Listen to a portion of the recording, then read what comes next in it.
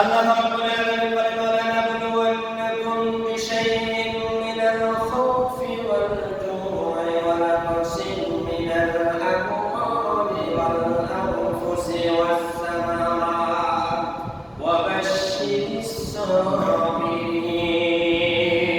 সুবহানাল্লাহ। সূরাতুল বাকারার 155 নম্বর আয়াতে আল্লাহ পাক বলেন অবশ্যই আমি তোমাদেরকে পরীক্ষা করব।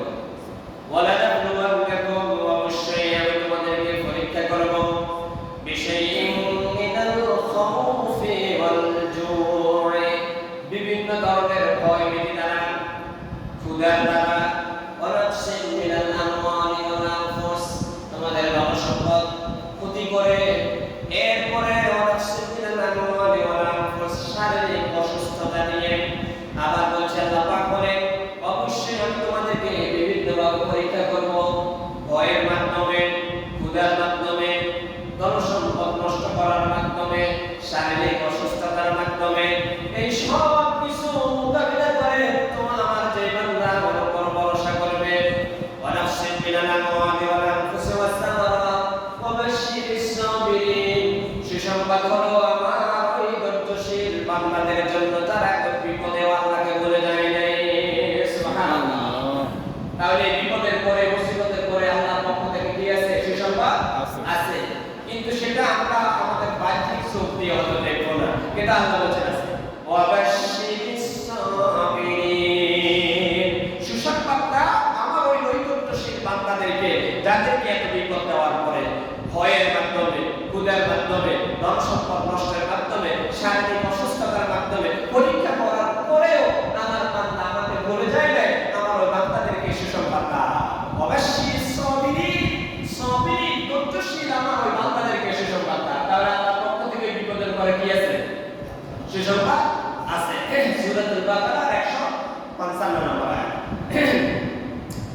আল্লাহ রাব্বুল আলামিন কোরআনে কারীমের 13 নম্বর পারার 14-15 নম্বর পৃষ্ঠায় বলেন লাইন শাকারতুম লাযিদান্নাকুম ওয়া লাইন কাফারতুম ইন্না আযাবি লাশাদীদ।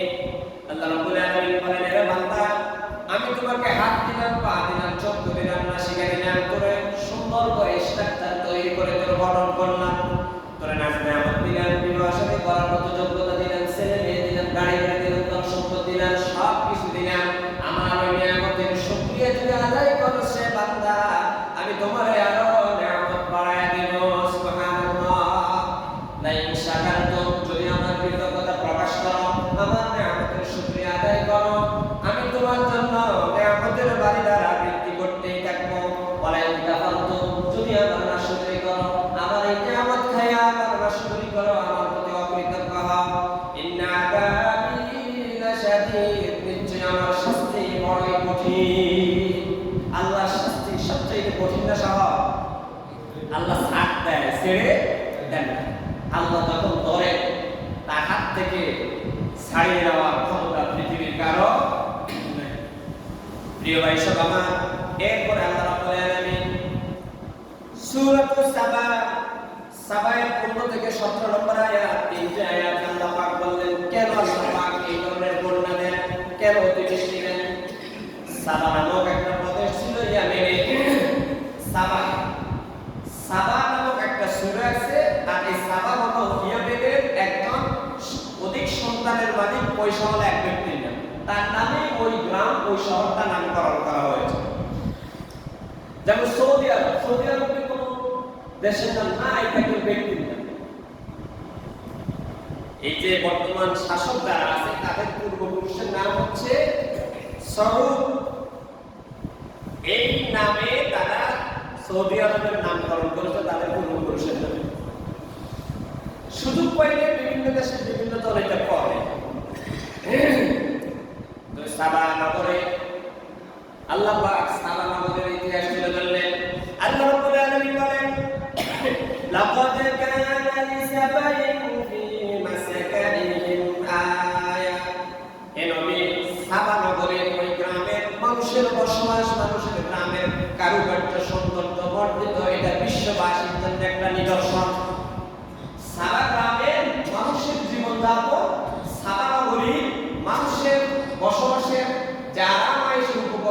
এটা গোটা বিশ্ববাসীর একটা নিদর্শন। কেন আল্লাহ পাক এই কথা বলেন? আল্লাহ রাব্বুল আলামিন বলেন, লাকাদ কানা লিসাবাইন ফি মাসকানিহিম আয়া জান্নাতান আন ইয়ামিনিন ওয়া শিমাল। তাদের ডানে এবং বামে আমি দুটো জান্নাত তৈরি করলাম। জান্নাত বলতে বাগান বুঝিয়েছে, আর দিতে বাগানটা জান্নাত বলে। সাবা নগরের ডানে এবং বামে আল্লাহ পাক অসংখ্য ফল ফলাদি দিয়ে, ফুল ফলাদি দিয়ে, ফুল দিয়ে, ফল ফলাদি দিয়ে, তারপরে নহর দিয়ে, ঝর্ণা দিয়ে তাদের ডানে এবং বামে দুটি বাগান তৈরি করেছেন। সাবা নগরীটা ছিল ডানে এবং বামে পাহাড় বেষ্টিত, মাঝখানে সমতল ভূমি। খুব সুন্দর একটা গ্রাম ছিল। ولقد كان لسبع في مسكنهم آية جنتان عن يمين وشمال كلوا من رزق ربكم واشكروا له। আল্লাহ পাক বললেন, হে সাবা নগরের অধিবাসীরা, তোমাদেরকে আমি ফল ফলাদি দিলাম, রিজিক দিলাম, ঝর্ণা দিলাম, মাছের ক্ষেত দিলাম, সব কিছু দিলাম। তোমাদের ডানে এবং বামে সুন্দর করে আমি বাগান তৈরি করে দিলাম, ফল ফলাদি খাও। ওয়াশকুরু, তোমরা আমার কৃতজ্ঞতা প্রকাশ করো, আমার গোলামি করো। বান্দাতুন তাইয়্যিবাতুন, তোমাদের এই শহরটা আমি অত্যন্ত সুন্দর, পবিত্র, নিরাপদ করে রেখে দিয়েছি। তাফসীরের ভিতরে এসেছে, ওই সাবা নগরী এত পবিত্র ছিল, সেখানে কোনো সাপ বিচ্ছু, বাঘ ভাল্লুক বসবাস করতো না, কোনো পোকামাকড় বসবাস করতো না। এমনকি কোনো মানুষ যদি বাহির থেকে মাথায় উকুন নিয়ে যেত, উকুনটা পর্যন্ত ওই নগরীতে ঢোকার সাথে সাথে উকুনগুলো অদৃশ্য হয়ে চলে যেত। সুবহানাল্লাহ। বালদাতুন তাইয়্যিবাতুন, বালদাতুন মানে হলো শহর, তাইয়্যিবাতুন মানে হলো পবিত্র। এই শহরটাকে এত নিট এন্ড ক্লিন করে আল্লাহ পাক রাখলেন, কোনো মানুষের অসুস্থতা দেখা যায়নি, কোনো বিসিবাসা ছিল না, কোনো মানুষের কোনো রোগ বিমার ছিল না, বাগানের ভিতরে কোনো পোকামাকড় ছিল না, সাপ বিচ্ছু, হিংস্র প্রাণী কোনো কিছুই ওই শহরের ভিতরে ছিল না। আল্লাহ পাক এত সুন্দর উপকরণ দিয়ে তাদেরকে বসবাস করার জন্য দিয়ে দিলেন। আল্লাহ পাক বললেন, হে বান্দা, তোদের কাছে আমার দুইটা চাওয়া, তোরা আমার ইবাদত করবি আর এই নিয়ামতগুলোর শুকরিয়া আদায় করবি। এর বিনিময়ে আমি আল্লাহ তোদেরকে এত সুন্দর শহরের মালিক বানায়া দিলাম। এরপরে আল্লাহ রাব্বুল আলামিন বলেন, কুলু মির রিজকি রাব্বিকুম, তোমরা আমার দেওয়া রিজিক থেকে খাও। ওয়াশকুরু লাহু, কৃতজ্ঞতা প্রকাশ করো, আমার শুকরিয়া আদায় করো, আমার নিয়ামতের কৃতজ্ঞতা প্রকাশ করো। বালদাতুন তাইয়্যিবাতুন, তোমাদের শহরটাকে আমি নিরাপদ রাখবো। রাব্বুন গফুর, আমি তো তোমাদের ক্ষমাশীল দয়ালু, আমি তোমাদের ক্ষমাশীল মাওলা। আমার এই কথাগুলো যদি মানো, আমার এই কথাগুলো অনুযায়ী যদি চলো, তোমাদেরকে আমি ক্ষমা করে দিব, তোমাদের এই শহরটাকে আমি নিরাপদ করব। একটু জিকির করি, লা ইলাহা ইল্লাল্লাহ, লা ইলাহা ইল্লাল্লাহ, লা ইলাহা ইল্লাল্লাহ, লা ইলাহা ইল্লাল্লাহ, মুহাম্মাদুর রাসূলুল্লাহ সাল্লাল্লাহু আলাইহি ওয়াসাল্লাম। তাহলে আল্লাহ পাক সাবা নগরীর অধিবাসীদেরকে বললেন, আমার সব নিয়ামত তোমরা উপভোগ করো, বিনিময়ে আমার কৃতজ্ঞতা প্রকাশ করো, আমার গোলামি করো, আমি তোমাদের যাবতীয় সব গুনাহ খাতা করে মাফ করে দেব।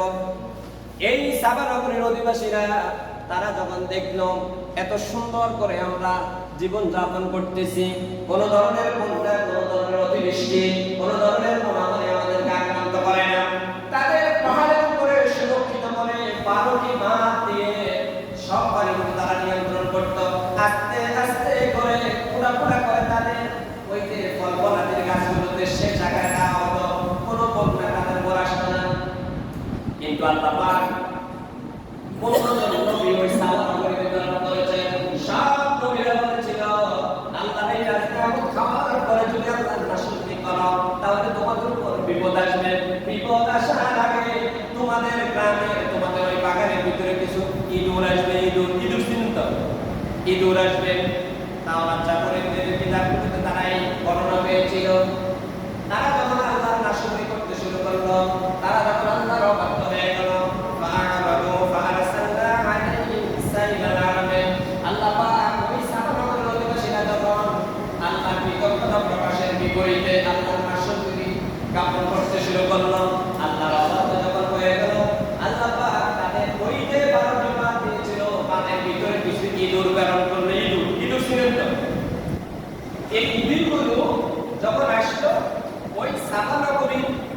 মানুষ ছিল তারা ঘোষণা করলো যে নবীরা যে আমাদেরকে বলে দিয়েছে আল্লাহর এত নাজ নেয়ামত খাওয়ার পরে যদি আমরা নাশকরি করি তাহলে আমাদের উপর বিপদ আসবে। বিপদের সিমটম দেখা দিয়েছে, ইঁদুর এসেছে। এবার সমাজের বড় বড় পয়সাওয়ালা যারা একটু নাস্তিক মোরতাদ টাইপের, এরা বললো এগুলো কিছু হবে না, এগুলা প্রাকৃতিক ভাবে আসে আবার চলে যায়, তবে এগুলোকে দমন করার জন্য কিছু বিড়াল আমরা আমাদের বাগানে ছেড়ে দেব। কিছু বিড়াল বাগানে ছেড়ে দিল। আমার আল্লাহ ওই ইঁদুরদেরকে অর্ডার দিল, তোদের তাতে এত বিষ প্রক্রিয়া দেব। যখন বিড়াল তোদেরকে কামড়াতে আসবে, উল্টা তোমরা বিড়ালকে কামড় দিয়ে বিড়ালকে দুনিয়ার মুখ থেকে বিদায় করে দিবেন। আল্লাহর অর্ডারের সাথে দুনিয়ার কারো অর্ডার খাড়ে নাকি? আল্লাহর কৌশলের সাথে দুনিয়ার কারো কৌশল টিকে না। শেষ পর্যন্ত আল্লাহ পাক এই ইঁদুরগুলোর মাধ্যমে তারা যে 12টি মাপ দিয়েছিল যাতে বৃষ্টির পানি এবং নদীর পানি তাদের শহরের ভিতরে ঢুকতে না পারে, প্রত্যেকটা বাজারে গোড়ায় গোড়ায় ইঁদুর আক্রমণ করে ছিদ্র করে ফেলেছে। হঠাৎ করে একদিন যখন সব মানুষগুলো ঘুমাইল, ওই ঘুমের ভিতরে আল্লাহ পাক ওই ছিদ্র সব প্রসারিত করে দিয়া সাবানাগুলিকে নদীর পানির সাথে সমতল পরিণত করে দিল। নাউজুবিল্লাহ। আমার আল্লাহ রাব্বুল আলামিন সেই কথাটাই বললেন,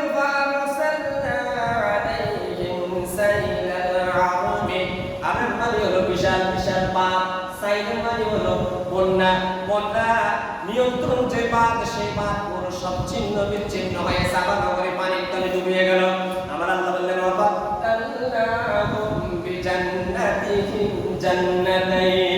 ওই বন্যার পানি যখন ডুবলো তাদেরকে আমি সুসজ্জিত সুফলা কিছু ফলফলাদির বাগান দিয়ে দিয়েছিলাম।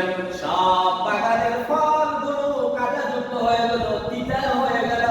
ওই ফলগুলো আর তারা খেতে পারে না।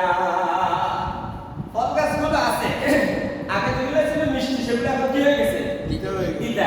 আগে যেটা ছিল সুস্বাদু সেটা এখন কাঁটাযুক্ত হয়ে গেল। আল্লাহ পারে কিনা? وبدلناهم بجنتهم جنتين ذواتي أكل خمط وعسل وشيء من سدر قليل। তাদের ওই বাগানের ফলগুলো হয়ে গেল তিতা কাঁটাযুক্ত, এরপরে একেবারে শক্ত হয়ে গেল।